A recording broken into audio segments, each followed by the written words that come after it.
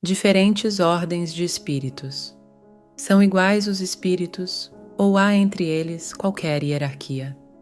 São de diferentes ordens, conforme o grau de perfeição que tenham alcançado. As ordens ou graus de perfeição dos espíritos são em número determinado, são ilimitadas em número, porque entre elas não há linhas de demarcação traçadas como barreiras, de sorte que as divisões podem ser multiplicadas ou restringidas livremente. Todavia, considerando-se os caracteres gerais dos espíritos, elas podem reduzir-se a 3 principais. Na primeira, colocar-se-ão os que atingiram a perfeição máxima, os puros espíritos. Formam a segunda os que chegaram ao meio da escala. O desejo do bem é o que neles predomina. Pertencerão à terceira os que ainda se acham na parte inferior da escala. Os espíritos imperfeitos. A ignorância, o desejo do mal e todas as paixões más que lhes retardam o progresso, eis o que os caracteriza. Os espíritos da segunda ordem, para os quais o bem constitui a preocupação dominante, têm o poder de praticá-lo. Cada um deles dispõe desse poder, de acordo com o grau de perfeição a que chegou. Assim, uns possuem a ciência, outros a sabedoria e a bondade. Todos, porém, ainda têm que sofrer provas. Os da terceira ordem são todos essencialmente maus? Não. Uns há que não fazem nem o mal nem o bem. Outros, ao contrário, se comprazem no mal e ficam satisfeitos quando se lhes depara ocasião de praticá-lo. Há também os levianos ou estouvados, mais perturbadores do que malignos, que se comprazem antes na malícia do que na malvadez, e cujo prazer consiste em mistificar e causar pequenas contrariedades de que se riem. Escala espírita. Observações preliminares. A classificação dos espíritos se baseia no grau de adiantamento deles, nas qualidades que já adquiriram e nas imperfeições de que ainda terão de despojar-se. Esta classificação, aliás, nada tem de absoluta. Apenas no seu conjunto cada categoria apresenta caráter definido. De um grau a outro, a transição é insensível, e nos limites extremos, os matizes se apagam, como nos reinos da natureza, como nas cores do arco-íris, ou também como nos diferentes períodos da vida do homem. Podem, pois, formar-se maior ou menor número de classes, conforme o ponto de vista donde se considere a questão. Dá-se aqui o que se dá com todos os sistemas de classificação científica, que podem ser mais ou menos completos, mais ou menos racionais, mais ou menos cômodos para a inteligência. Sejam, porém, quais forem, em nada alteram as bases da ciência.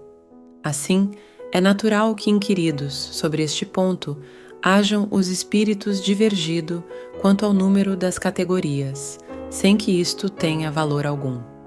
Entretanto, não faltou quem se agarrasse a esta contradição aparente, sem refletir que os espíritos nenhuma importância ligam ao que é puramente convencional. Para eles, o pensamento é tudo. Deixam-nos a forma, a escolha dos termos, as classificações, numa palavra, os sistemas.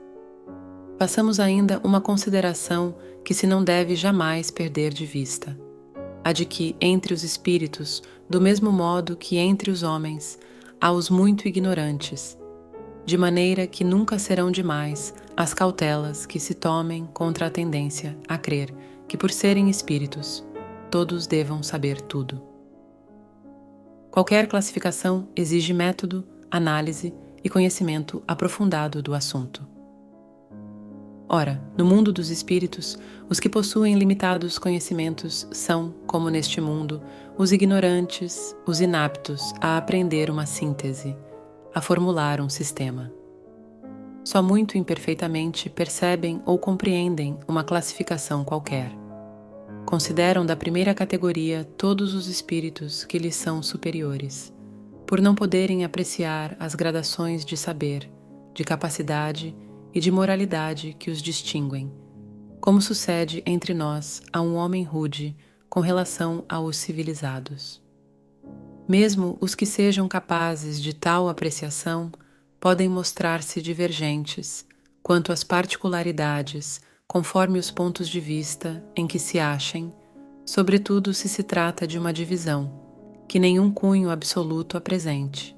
Linneu, Jussieu e Tournefort tiveram cada um o seu método, sem que a botânica houvesse, em consequência, experimentado modificação alguma. É que nenhum deles inventou as plantas, nem seus caracteres.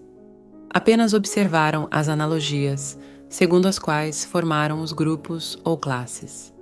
Foi assim que também nós procedemos. Não inventamos os espíritos, nem seus caracteres.